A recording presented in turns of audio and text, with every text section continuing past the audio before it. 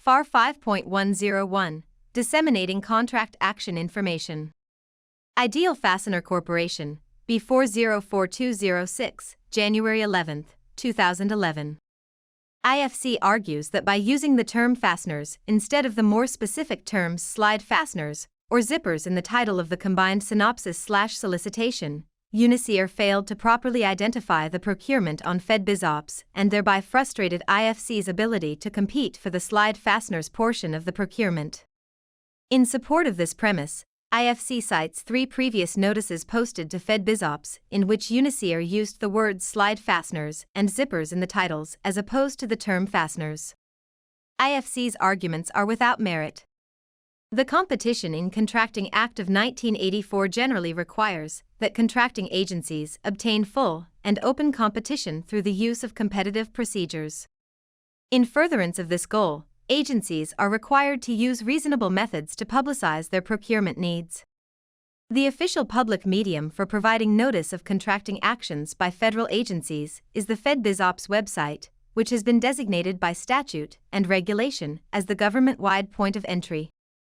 The notice provided by an agency must include an accurate description of the property or services to be purchased, sufficient to provide prospective offerors with the ability to make an informed business judgment as to whether to request a copy of the solicitation.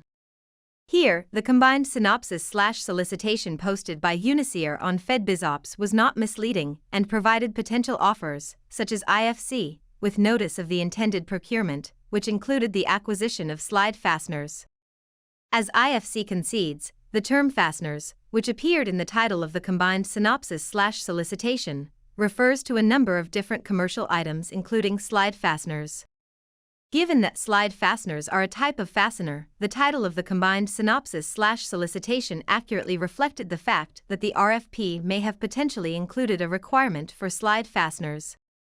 It was therefore incumbent on IFC to review the actual synopsis, RFP, and item specifications, all of which were easily available to IFC, to determine whether the procurement in fact included a requirement slide fasteners.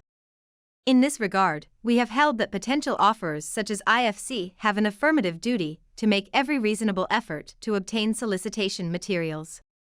IFC suggests that UNICOR had established a practice of using the more specific terms slide fasteners or zippers, as opposed to the more general term fasteners, when posting notices of procurements for slide fasteners, and that using these specific terms would have been more appropriate. IFC's arguments do not provide a basis for finding the agency's actions unreasonable or improper.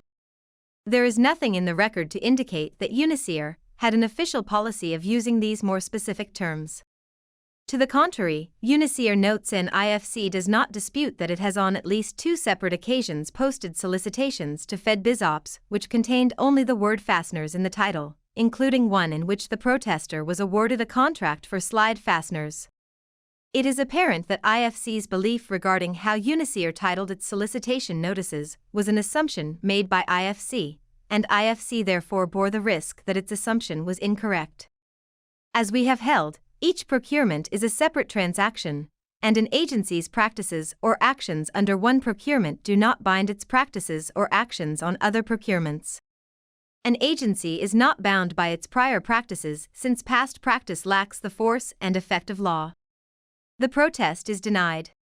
Ideal Fastener Corporation, B404206, January 11, 2011.